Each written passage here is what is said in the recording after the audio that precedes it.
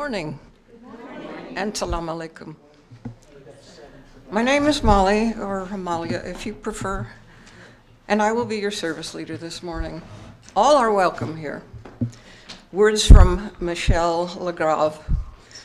We come to religious community from many paths and diverse needs. If you have come seeking comfort, may your pain be soothed. If you have come here looking for answers, may you find new questions. If you have come here seeking purpose, may your call be awakened. If you have come here hoping to build a new way, may the path open before you. Our speaker today is Dr. Mahmoud Jawhar. Well, he'll tell you his name and how to pronounce it.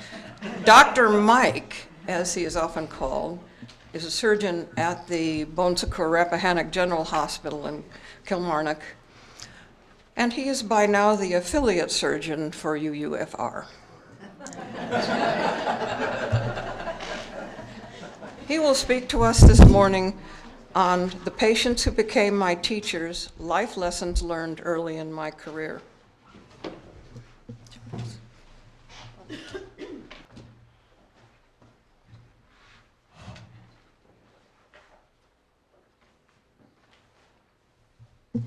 We light this chalice, the symbol of our Unitarian Universalist faith, for our ancestors, for our children, for ourselves. Chalice, chalice, burning bright, help remind us with your light of how we like to live each day with love and truth helping lead the way.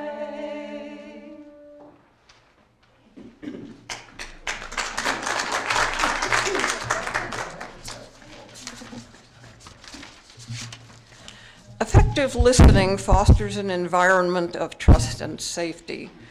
When individuals feel that their words are being heard without judgment, they are more likely to share openly and honestly. This transparent communication builds a relationship where vulnerability is met with care and consideration. Active listening is a valuable tool for any relationship and extremely important in the doctor-patient relationship.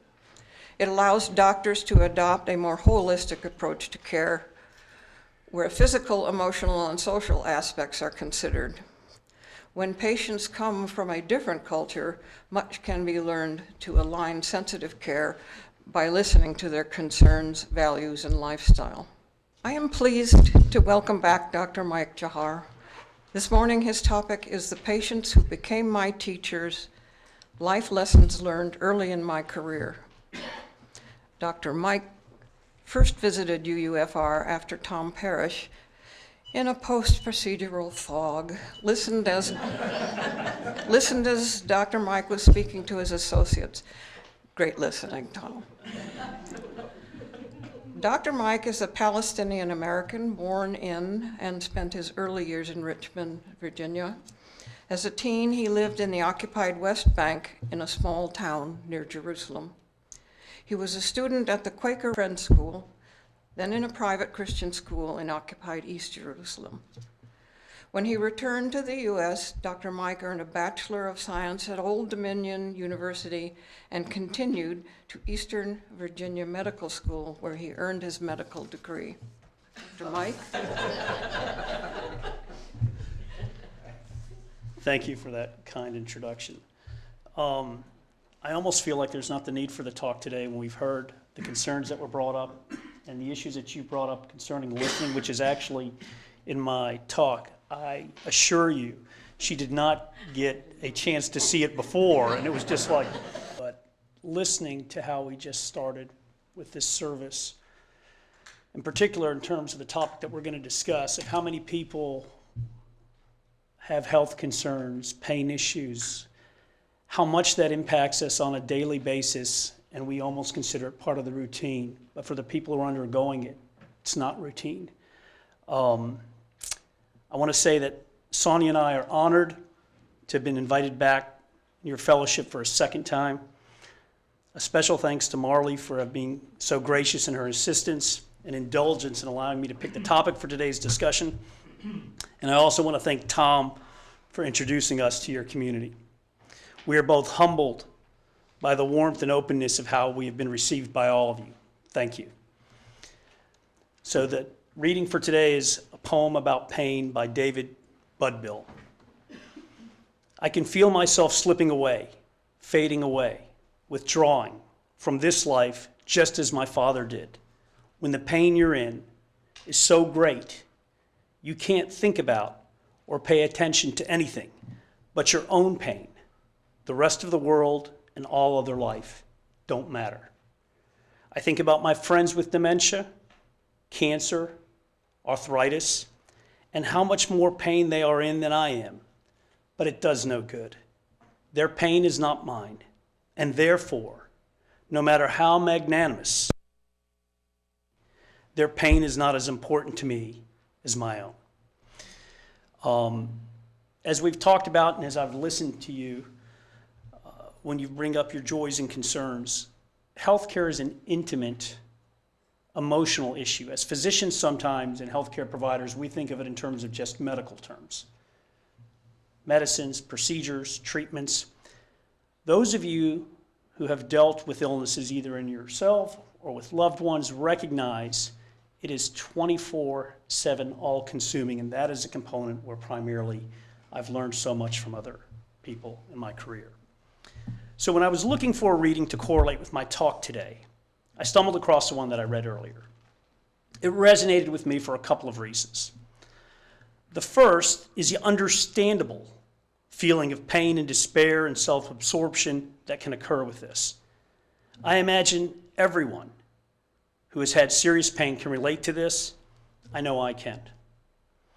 The second reason was the author's feeling of what I perceived as guilt for being so focused on his own pain and not those of others. He wanted to be apologetic for it, but was overwhelmed by his own experience. He felt that this was an inconsiderate state. I'd argue the opposite.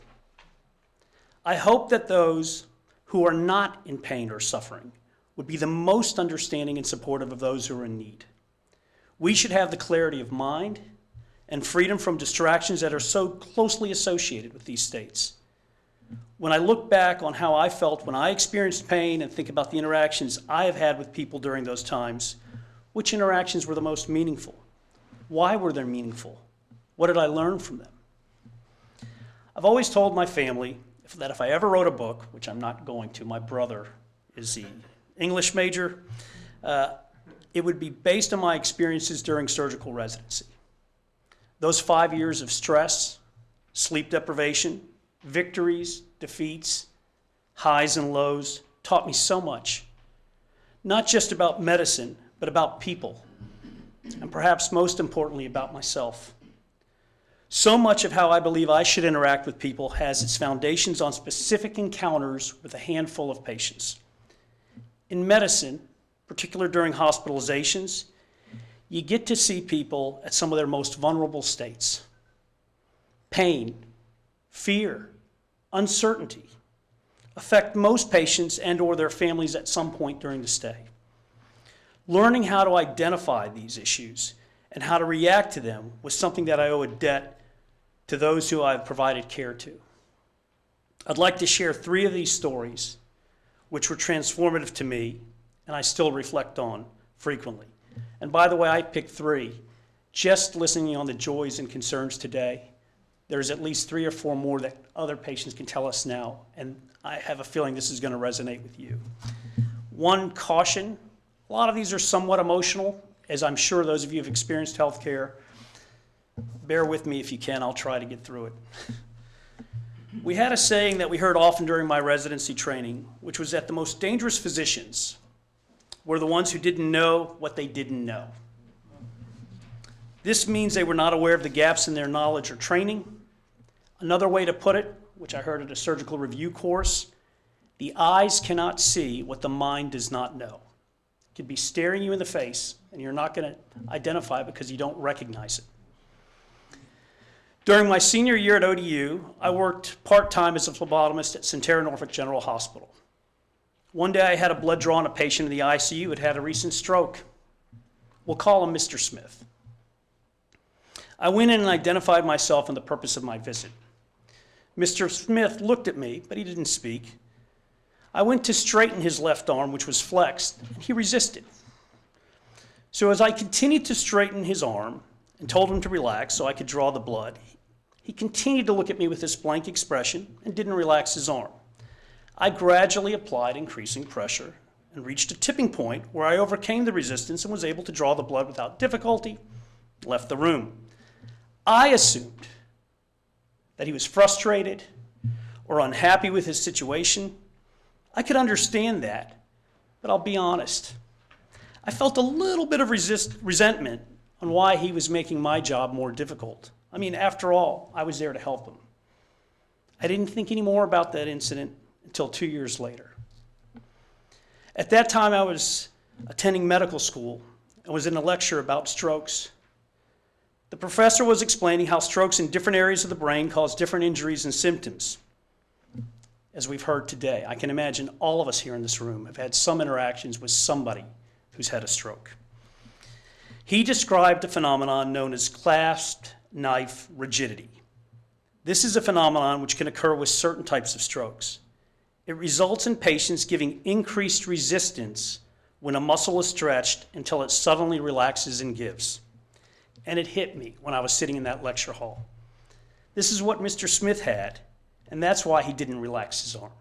He wasn't being difficult. My ignorance and lack of knowledge was the issue. More importantly, I filled that unknown or uncertain reason for his perceived non-compliance with a negative attribute. I felt ashamed. Think for a minute, and as my kids would say, I'm not asking anybody to self-report. How many times have we filled in the gaps for people we see or interact with? Think how often we tend toward an uglier or less compassionate interpretation. I'm sure we're right a lot of the time, probably most of the time, but are we right all of the time? Do we really want to pass judgment on others on a guess or a feeling, especially when we don't have to? Mr. Smith taught me how to be more thoughtful. The second story is about one of the most emotionally challenging experiences that occurred during my training, and I debated putting this in. It's rough for me to talk about it from 30 years ago, but it taught me something. Surgical residency can be brutal, physically, mentally, and emotionally. Over my 5 years of residency, I participated in the care of hundreds of trauma patients. We were trained on how to manage all sorts of injuries, including gunshots, stabbings, car accidents, falls, burns. From the moment of a patient's arrival to the emergency room until their discharge from the hospital, we would perform procedures, treat infections, manage complications, and arrange for physical and occupational therapy. It was a high-stress environment that often required quick decision-making and rapid actions. My residency experience was before limits were put on how many hours you could spend in the hospital any given week. And in our first 2 years of training, we averaged over 120 hours a week physically in the building. One of the most powerful lessons I learned was during one of these intense stretches of training. It started out routine enough. We received a trauma alert, which is a notification that a trauma was coming in, and I headed down to the emergency department. I was assigned to the surgical intensive care unit at that time, so if a patient's problem was surgical or traumatic, and they needed to be in the intensive care unit, they were my responsibility. This particular trauma was a 19-year-old male who I will call Charles. He came to us by EMS, already intubated, meaning he had a breathing tube placed and was unconscious. He was in critical condition.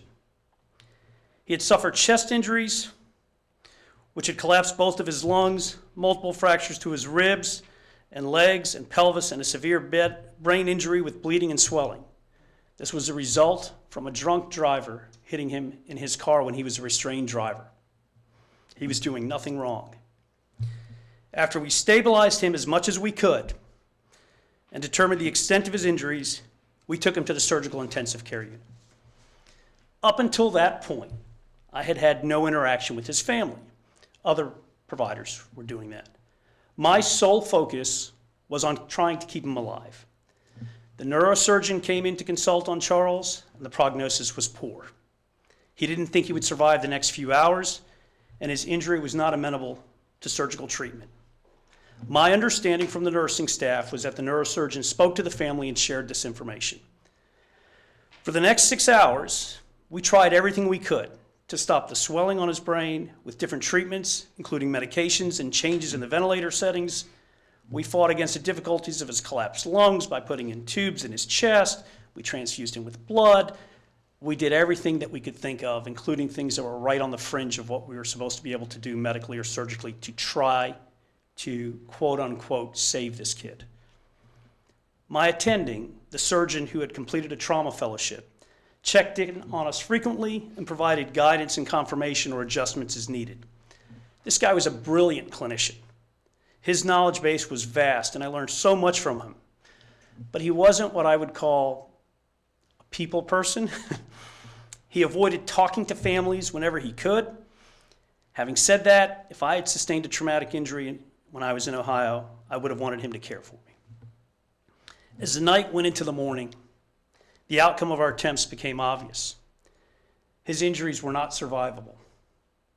I had the nurses call on the family to see Charles. His mother, a sister, and another man, I assume it was his father, came in. I answered their questions and explained that it was highly improbable that he would survive his injuries. The last step medically to do was to perform a series of bedside tests to confirm brain death. They nodded silently, and I quietly asked them to go back to the waiting room. The tests confirmed what we knew. I called the family to the conference room to share the news. I've never found an easy way to share the news of an unexpected death to family members. It's never gotten easier. I feel like this is compounded when it's somebody's child. For lack of a better phrase, it just doesn't feel natural to have parents bury their children. I said I was sorry, but Charles was brain dead, which means that he had no chance to survive. Technically, brain dead is the same as quote unquote dead, but they have a heartbeat. I was exhausted and had been running on pure adrenaline and focus through that night. I told them we could go back to see him and was prepared to walk back with them to be available to answer any questions that they had. Maybe it showed in my face or demeanor. But Charles's mother stopped in front of me and said, "Thank you." I was surprised. I just wasn't thinking about myself at that point. She must have seen that I seemed a little puzzled, and she said, "We know how hard you tried to save him." I could tell that her concern was heartfelt and sincere, and it absolutely floored me at the time. How could she be concerned about me when she just lost her son in such a horrible way? How could she exhibit compassion as she was experiencing such a devastating event? The grace and compassion that Charles's mother showed me that day has remained with me from that time almost 30 years ago. If she could conduct herself like that under those unbearable circumstances, surely I could make a greater effort to be understanding and empathetic to others who are undergoing hardships. To me, this understanding does not mean knowing everything about the people we interact with, but rather cutting them some slack if they don't seem as forthcoming or engaging as we expect, and trying to take into account, and trying is a word because we're not going to be able to do it, their fears, uncertainties, and concerns. Kind of like in the first story, I work on trying not to fill in the blanks with negative thoughts. The final experience I want to share with you may have been the overall hardest to accept, but the most rewarding one once I did. In general, there's a certain drive in people who become physicians, and maybe even more so in those who become surgeons. For me, one component of this was the intense desire to solve problems. My belief at the time that I chose surgery as a career was that you would be presented with a problem that you could perform a procedure for that would resolve the problem. We had great lines we'd like to say. A chance to cut is a chance to cure. When in doubt, cut it out. Disease, I'm telling you, it was so flippant, and we felt so sure, here's a problem, I'll fix it. Diseases we dealt with had a cause and were either treatable by surgery or not. A period of pain after surgery, and patients would usually get better. To me, this was pretty linear, logical, and gratifying. As a third-year surgery resident, we had to spend 4 months at a children's hospital/burn center, which I did at Akron's Children's Hospital. For the pediatric side, we saw patients from preemies to 18 years. It was during these 4 months that I had my greatest test of faith. At the time of the rotation, I was single. Having said that, I feel that even if you don't have or want children, most people would feel for their suffering. As you may imagine, we saw some serious illnesses. The most disturbing to me were the preemies who were born with severe health issues. Some of these preemies experienced what I perceived to be severe pain. Suffice it to say, to me they were obviously suffering. I couldn't reconcile my understanding of my faith with why these innocents were allowed to suffer.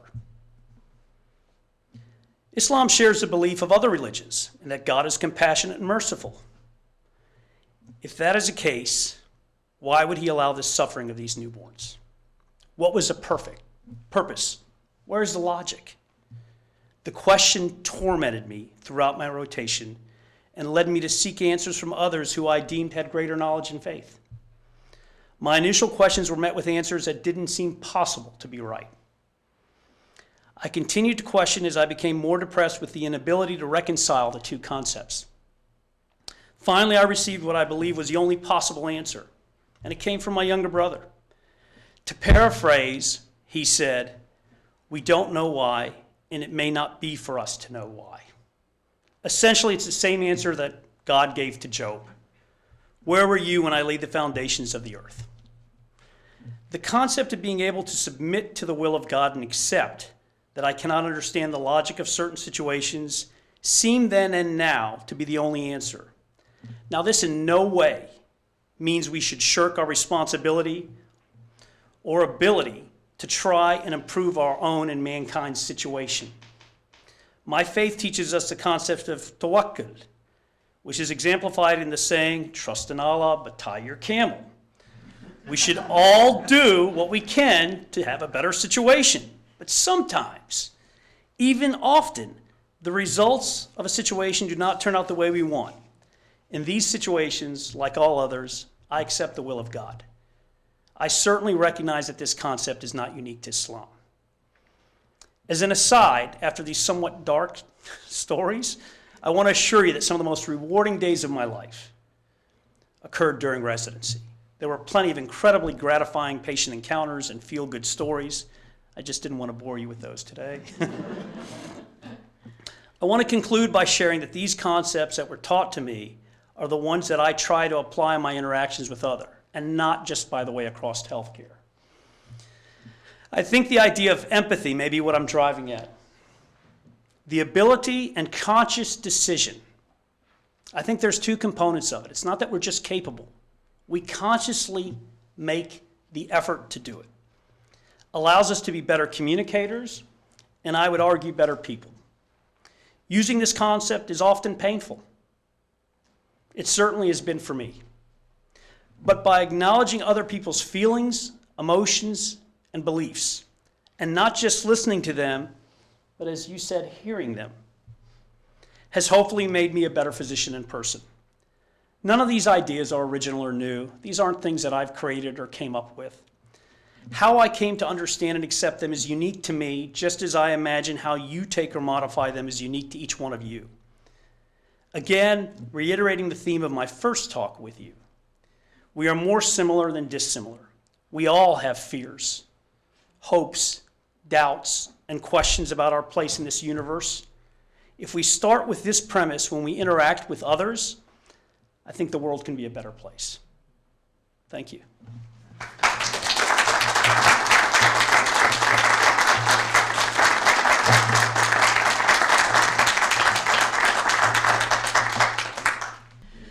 So we have some time for you to address comments or questions to Dr. Mike. Please raise your hand and let me come to you with the microphone so all, including those on Zoom, can hear.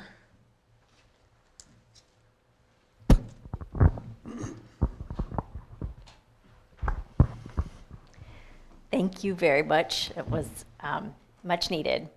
I work in homeless solutions in a local nonprofit, and over the past several months, as things have become increasingly more dire, I and my coworkers have had a more difficult time dealing with folks who are calling who are very needy and do not always express themselves in the most kind way. And there has been a lot of frustration and a lot of feeling like we're not doing anything and what's the point. And I have been actively working to be compassionate and remember why I'm doing it. And this was just a very good reminder of why that's important. So thank you. Don't forget to take care of yourself. One of the things that I didn't comment that we were taught in residency, there's 1,000 one-liners, and some of them are cute and flippant, some of them are really deep as you think with them, or when you hear them you didn't think anything of it, and over time you do. And one of the one that was brutal but effective is, if you think you're so important, check your schedule a day after you're dead. And because we feel sometimes in life, I have to. The world will stop if I don't, at the expense of ourselves. And we help nobody and actually become an increased burden potentially for others. I didn't comment on that. This was on one of the positives with it. But in being compassionate and showing empathy with others, that starts with being compassionate and showing empathy to yourself. And so sometimes that point of how much we can give, if we don't take at least a little time to give something to ourselves, is less effective. So thank you for what you do. That was excellent. I wonder, would it have something to do with health insurance or the health care? Because they want you to do as many patients per day as possible, which then to patients, it comes over as if, I wouldn't say, some doctors don't care, in and out. Yeah, don't be blunt. Don't hesitate to say what you feel, because I do. You need, with the way everybody's laughing, I think that's probably an accurate statement. So the topic of healthcare in general and how it's practiced in America has been somewhat of a disappointment for me from when I chose to go into medicine and how it has developed over the years. And I do see a progression. Without naming any specifics, it is across the industry in America where there is a preponderance placed toward volume and revenues versus care, and as you've used the phrase, the holistic approach of care. Care is more than just writing a prescription or doing a procedure. It's making the patient, quote unquote, better. And the patient better doesn't mean that you just treat an infection. My son taught me actually a lot of that, who had applied to medical school and has written, feels like hundreds of answers to questions, and he has written it down in writing and talking about how we have to listen to patients and where we go from this. And I think, son, that's great, but I'm not sure with the way that the healthcare system is for the broad spectrum of population, in particular the marginalized. I mean, there is a widening gap in this country, which is more of a political question. It's how can we work within the parameters that we have been applied to give that need. So you are spot on. I fight tooth and nail, as Tom and some of the others you can tell, to have time for my patients. And I'm fortunate enough that currently I'm allowed to do that in most situations. But you are right. It is a come in, come out, address a problem, and move on, which is one of the reasons why the healthcare in the United States is not the best healthcare in the world as much as we say that it is. It's not. We do take less of a holistic approach toward our patients. So your point is 100% I agree with. Well, I happen to have an appointment with you tomorrow at 2. So I'll let That you... was a setup. Did you guys see that? I'm going to call my office. I'm out tomorrow. So I assume if I spend less than 2 hours with you, she's like, did you hear that hypocrite up over here talking about the patient? You got me out of there in 5 minutes. Well done. And recently, fairly recently, Hanukkah was in an accident that it was horrific and broke lots of bones. So she is a walking miracle. Thank you very much. Those were really important stories, and it would be wonderful if more people could listen to and hear them. I am very fortunate in that I thank God for Obamacare, because I would be SOL otherwise. But I've had doctors that take the time to listen to me, make sure my questions are answered, and I don't have to work to do it. And I am so, so grateful for that. And thank you for sharing your stories. Hi, Dr. Mike. You touched upon a topic that is something that bothers me a lot, and that is the issue of young children, not just the preemies, but these young children that are suffering with disease and the horrific treatment they have to go through to try and overcome that. And I have questioned in my mind over and over and over why this is happening. Is it more prevalent in our country than it is other places in the world? Are we just more aware? But it seems to me I question whether there's something leading up to that child's birth that we are not providing to the mothers, the future mothers, in terms of health care that's causing some of this. I just cannot fathom that a child that is not even a year old is having to go through the kinds of treatments that they are. As an example, at what's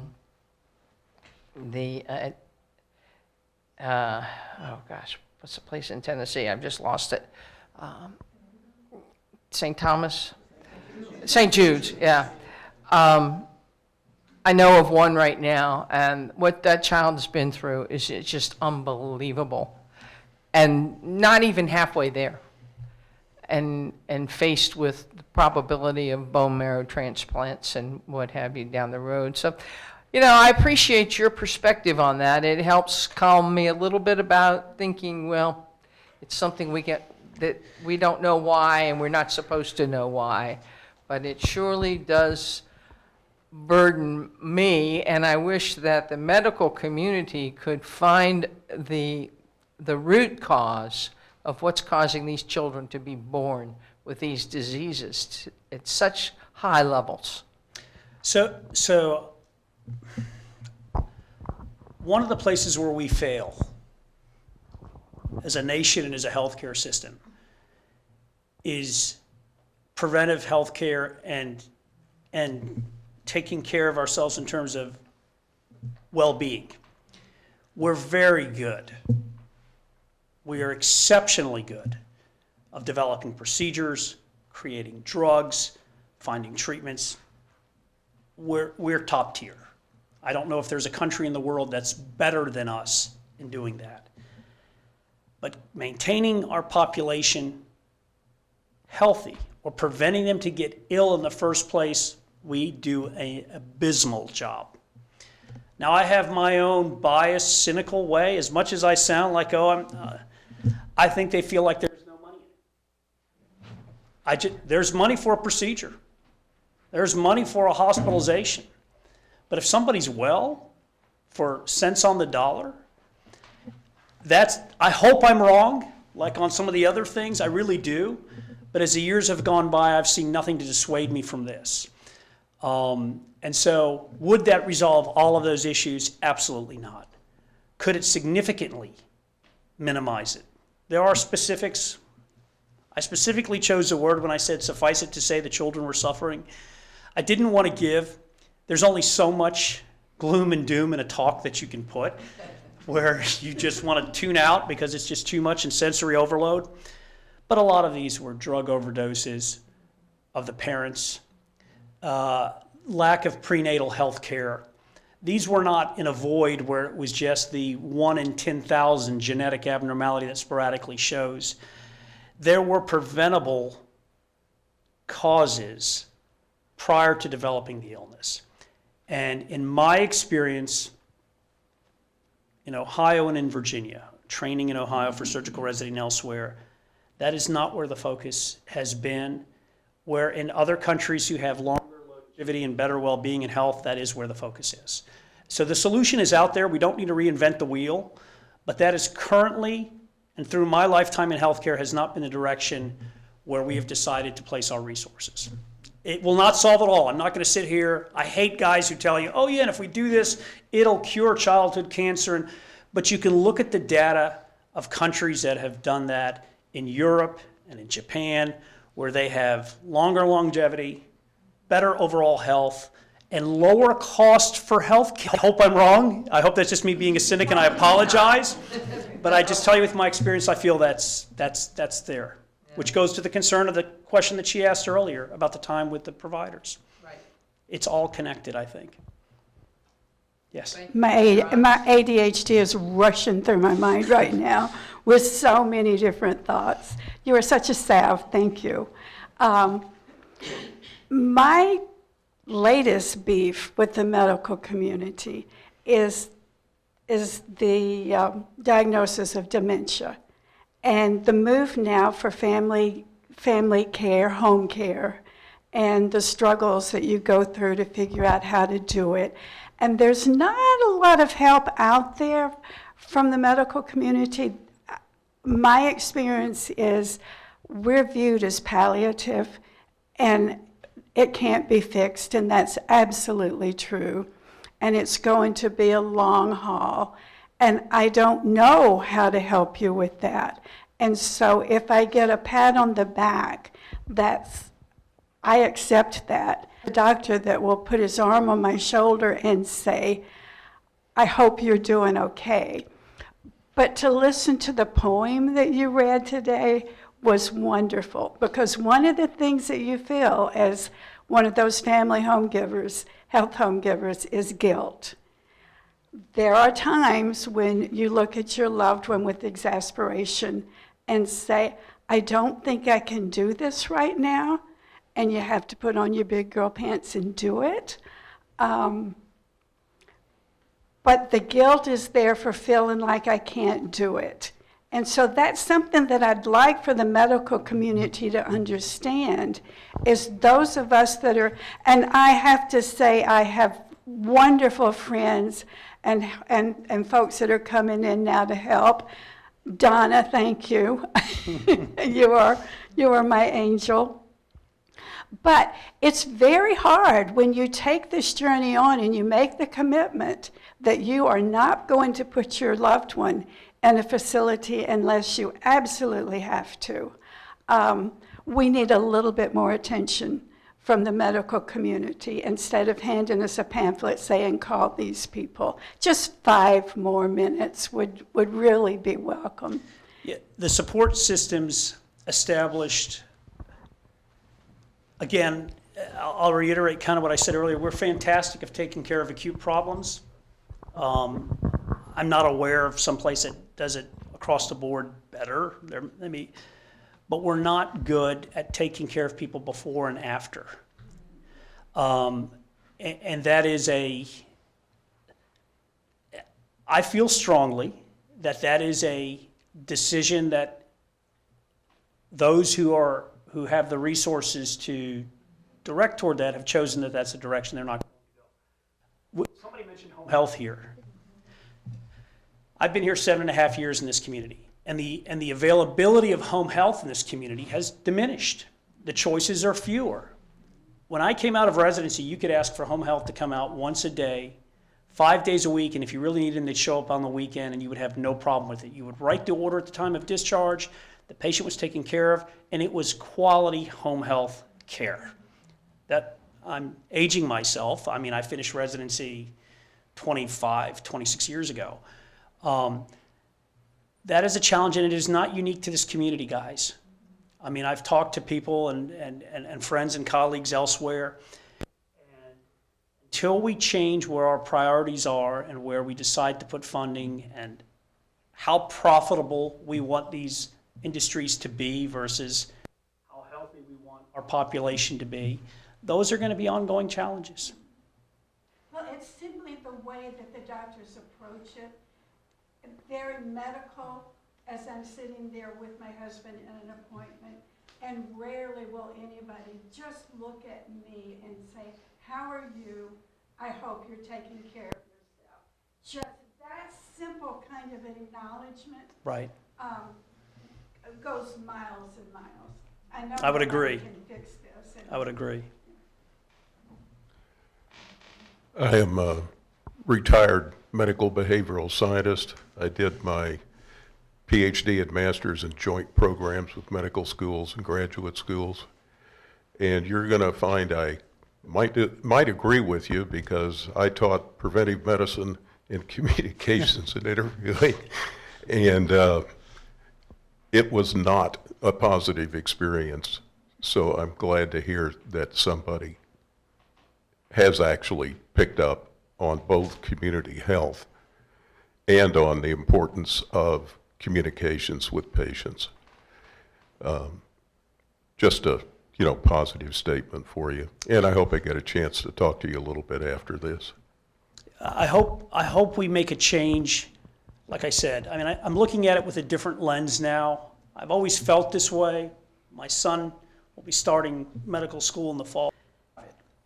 But I tell Sonia this all the time. I said, the good news is there's no way by the time he finishes his training, he's got at least 7 years, 4 years of medical school, 3 years if he goes into primary care. There's no way this healthcare system will be the way that it is. It's impossible. It is not sustainable. Now, the optimist in me goes, it's going to get better. We're going to learn how to take care of people better. We're going to prevent, and hopefully that's the direction. The realist in me is not so sure. Now, I'm not telling you that I think it's not going to happen that way, but there has to be a 180-degree change. It's not even a small change. It's not subtle. We have gone too far down. We have to make a U-turn. And I'm telling you that as somebody who does procedures, right? I would love to have to find a different way to have to interact with my patients with fewer procedures because they're in better health. That should be the goal of the healthcare system with this. I just haven't seen enough signs yet to stop this boat that's going full speed ahead. Let's get what we can. Let's make what money we can out of this to have it turn around yet. But you are spot on, and these facts were true when I was in medical school. It's not like preventive health and the value of it has diminished. We just weren't paying attention to it, and now it is becoming more obvious with the issues that we've discussed also with the children, adults, home care. For those of us who are living longer, we're going to run into dementia, additional health issues. How do we manage that? How do we improve not just the quality and the quantity of life for the patient, but for the family members, for the community? And the way they study it, I took a year of a master's program in terms of healthcare. They look at it in terms of procedures, and they figure what the cost per year. It's a number. They factor out at somebody in the United States of America, if we can do a procedure and it costs us less than $100,000 a year for the management of that, that's worth it. If it's more than that, maybe it's not. I'm giving $100,000 as an example. And as long as that's the way that we look at healthcare, we're going to have difficulties. Just one last comment. Because I was the behavioral science person in the medical school, I taught everything that the physicians didn't want to. That included cost and organization of healthcare. And this was in the 70s, and I was giving lectures on you better get a hold of it before it gets a hold of you. I'll tell you, 4 years of medical school, 5 years of surgical residency, we received 0 lectures, not 1 hour in 9 years of medical training post in terms of structure of healthcare, cost of healthcare. They taught us how to take care of patients. And I walked out of residency thinking I'm going to take care of patients because that's what I did. And all of a sudden it's like, you're denied. You need to have a peer-to-peer to get this procedure done. The patient's insurance is not justifying this. You need to get a different diagnosis. And you couldn't say I've had 9 years of training and this is what they need and this is why. You need to use the right code. So I appreciate what you've done. I hope there's a comeback for that. For our future physicians, and as a nation, we decide to prioritize that. I was a complete failure. Not complete. It may have taken 30 years for me to come around to it, but there's value in that. Sometimes planting the seed, and you wait years to pick the fruit. So don't write that off as a failure. Yeah. I'm probably going to bounce back and forth with what I've got to say about what people have already said, because my life has definitely been touched by a lot of things that have been said, particularly Dr. Jawhar was talking about the young teen. I lost my 20-year-old son because of a drunk driver, and it's been 20 years. So I do have partiality towards that comment that he made. I think, and I've had a lot of people tell me a lot of things, and people mean well when they say, well, heaven needed another angel place. But I'm here to tell you that I lost a sister when she was 25 with leukemia. And so I had been through that grief before. Of course, it was totally different losing my son. But what I want to touch on is that it's the same thing in the medical field. We do not have all the answers. But we do know one that does have all the answers. And I remember when my father was living, he had this real good friend, and they lost their son. And he was a special needs child. So this mother really took care of him 24/7. I don't know, he might have been in his 20s. I don't know how old he was. Anyway, she became a recluse, and she just didn't have good techniques to deal with her grief. And she kind of just, withdrew. Well, my father went and talked to her because he had lost a child, and he knew what it was to lose a child. And you know what his comment to her was? God doesn't make mistakes. And that's what I think you have to remember, because there's no answer to our questions of why. You just won't get them. And as far as talking about dementia, I lost my mother with dementia. I lost my mother-in-law with cancer. I've had all these, and so yeah, you do. And I have spent 45 years as a nurse. I've been there, I've done that, and I can tell you, your patients appreciate when you show them the real care and love and compassion with what they're going through. I've had many a patient tell me that how much they appreciate me being there with them, crying with them, or whatever they needed at the time. And thank you, Dr. Jawhar. I've really enjoyed your talk. Thank you, Kathy. When my father was killed, I was around 4.5, and his aunt at the funeral said, God needed a good angel. And I thought, I really needed that, Dad. A little different perspective. I have a rare autoimmune disease, and I mean, it's like 1 in 3,000 people have it. So I've had to really learn as much as I can about this disease. So I'm a huge advocate. You have to learn as much as you can about what's going on. And my hematologist is all about the numbers. I'm like, yes, but I feel like crap. And then I start, listing off this, and I've actually said to him, you write it so that I can not have to pay a lot for that.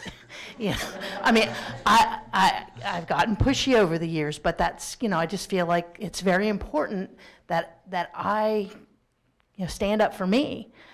There's nothing that makes me more mad with my mom. Oh yeah, the doctor will give me more medicine. I'm always like, stop, So anyway, just a different. So no, you're spot on, and that's an important takeaway, and I want to connect it to something that was discussed earlier. Sometimes with these shorter visits, the opportunities to provide the concerns are limited. Sometimes they're not even available. And being your advocate, which it shouldn't be, I'm embarrassed to stand here as a physician and say that you need to be your advocate because of the failures of the system.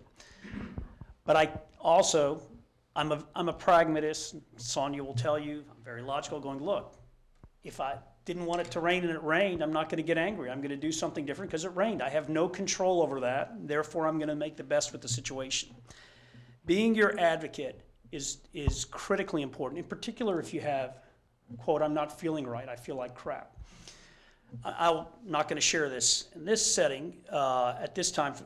I don't want to take up time from your questions, but I had that situation as a physician, and I knew something was wrong. And I went and saw another physician and says, oh, you're just tired, you're taking too much call, you're working too much. I said, yeah, no, this isn't it. I just don't feel, and almost to the point of, well, I don't want to be labeled as a hypochondriac. I don't want him to think it's another. And let it go with serious health implications. And so your point is spot on, and it's a disappointment that it needs to be spot on. Having said that, in the current situation, it should be. If you know, and one hint, here's your freebie hint or comment for this. If you have concerns before the office, write them down. You will be amazed at how many patients come into the office going, I knew there was something I was going to ask, or they don't word it.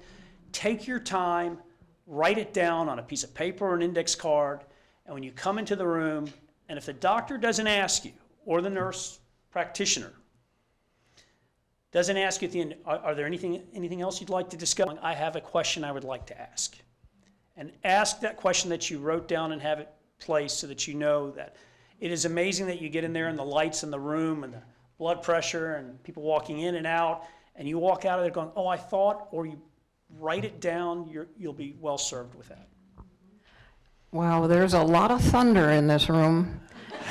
And those of you in your head going, coffee, you can give a little time. I want to thank Kelly for what she said, because I'm one of those that I'm always a mystery to the doctors.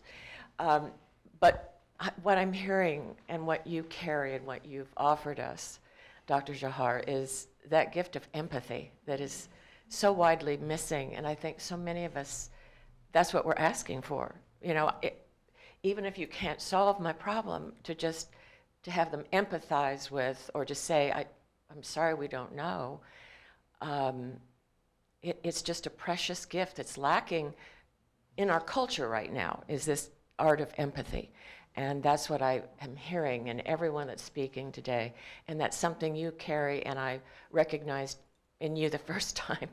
And it's just such a rare gift, and it's so wonderful to have you here.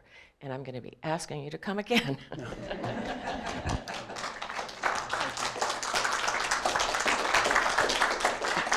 There was someone here very early on that I walked right by. Is there someone? Don. Oh. Thank you. I'm listening here to what you'd learned from your medical training. Opened up some old memories of me when I worked in the ER for now I wasn't a doctor, I wasn't even a nurse, I was studying nursing at the time, and I was working in an ER at night, probably the worst time of the day to be there, and so many things happened that really beat me down, disturbed me, caused me to get really down and almost, well, actually to the point where I thought, I'm just not good at this, I have to go. And since then, I mean, I wasn't taking care of myself then very well. So that's something I learned. And it's not that I gave up medicine or anything, but I guess I sort of share the idea that you were, learning these, and I learned plenty. I learned a lot, and I thank you for that, actually.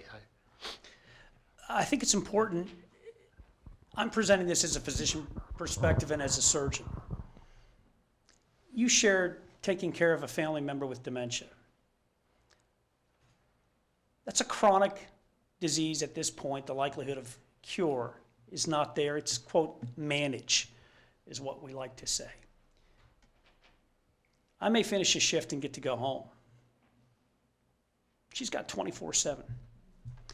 And it is not exclusive to healthcare. So the concepts that I tried to share and discuss, I picked them up when I was in healthcare, and I'm sure I'd experienced them before. I came from a very loving, supportive family.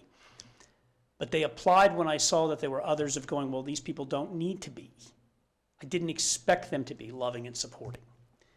And that made it even more valuable to me. And so these concepts of us sharing that empathy, we really need it. We don't like to ask for it, but we need it. And knowing that we need it, or at a minimum really want it, it's something that we can give. It's something that we have the capability. In almost every interaction when somebody is dealing, it doesn't mean we need to agree. You don't need to agree if somebody, and you want to show some empathy toward it politically, or they did something that maybe kind of put them in this position. Don't judge them. Just show that you care. Because I'm sure I can walk out of here, probably don't even have to leave this building. As long as Sonia's here, I really don't even have to go far. And there will be some things that I will say is like, well, you kind of did this, or you brought this on yourself, or you did that. And she's probably right. But empathy is saying, look, I understand with where you're coming from. You don't even have to say I agree with it. I feel as much as I can. We're pretty good at sympathy. There's a ton of cards that you can buy from Hallmark that I sympathize and sorry for your loss. It's a start. Sympathy isn't empathy. Sympathy isn't empathy. Empathy really hurts. Empathy hurts if you want to sit, because all of a sudden you're invested in that person, and you want to see if you felt like going, gosh, if I felt that way, wouldn't I want to feel better? And hey, maybe I have some capacity to do something that makes them better. Can I use that capacity and to think about it and what you can do? And you can't do it all the time. It drains you. You can't do it completely. But I feel, at least for me, as you do this more often, it defines an aspect of who you are, and it makes it so much easier and more effective. It's rough to do it. We're not taught. I mean, men are supposed to be strong and quiet, and doctors, surgeons are supposed to be cold, and it's not a natural, it's not a historically natural fit. And as a society, to care about our neighbors, to care about our fellow human beings, they're all valuable. And so don't fault yourself for saying, look, it's overwhelming. It's overwhelming for me. There were certainly times in residency that I didn't want to get into, that it was very overwhelming for me. And you wake up in a morning if you're after call, and for a fraction of a second you say, I'm done. I'm done. And then you wake up a little bit more and going, no, I'm not done. I mean, are you kidding me? I mean, I can do it. Hit me again. And you learn from that, and you realize that the reward, by the way, and we didn't talk about this because I tried to keep it more at this level. Let me bring it down to my level, which is here. The reward is it's incredibly gratifying to you as a human being. There is nothing more rewarding than having a friend or a stranger or a patient or a loved one really appreciate what you did for them and how you helped them and how you felt for them. There is nothing, and I really mean nothing, and I've had my shares of positive things in life. There is nothing more rewarding than that.